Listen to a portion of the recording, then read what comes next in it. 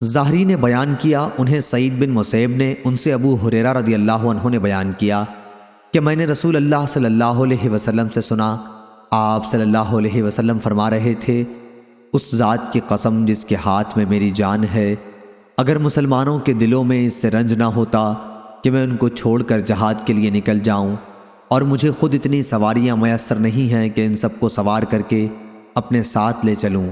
تو میں کسی چھوٹے سے چھوٹے ایسے لشکر کے ساتھ جانے سے بھی نہ رکتا جو اللہ کے راستے میں غزوے کے لیے جا رہا ہوتا۔ اس ذات کی قسم جس کے ہاتھ میں میری جان ہے، میری تو آرزو ہے کہ میں اللہ کے راستے میں قتل کیا جاؤں، پھر زندہ کیا جاؤں، پھر قتل کیا جاؤں، اور پھر زندہ کیا جاؤں، پھر قتل کیا جاؤں، اور پھر زندہ کیا جاؤں، اور پھر قتل کر دیا جاؤں۔ صحیح بخاری حدیث نمبر 2797۔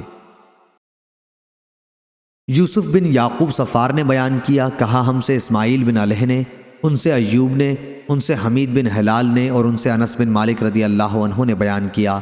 کہ رسول اللہ صلی اللہ علیہ وسلم نے خطبہ دیا۔ آپ نے فرمایا، فوج کا جھنڈا اب زید نے اپنے ہاتھ میں لیا اور وہ شہید کر دیے گئے، پھر جعفر نے لے لیا اور وہ بھی شہید کر دیے گئے، پھر عبداللہ بن رواحہ نے لے لیا اور وہ بھی شہید کر دیے گئے، اور اب کسی ہدایت کا انتظار کیے بغیر خالد بن ولید نے جھنڈا اپنے ہاتھ میں لے لیا اور ان کے ہاتھ پر اسلامی لشکر کو فتح ہوئی۔ آپ صلی اللہ علیہ وسلم نے فرمایا، اور ہمیں کوئی اس کی خوشی بھی نہیں تھی کہ یہ لوگ جو شہید ہو گئے ہیں ہمارے پاس زندہ رہتے، کیونکہ وہ بہت عیش و آرام میں چلے گئے ہیں۔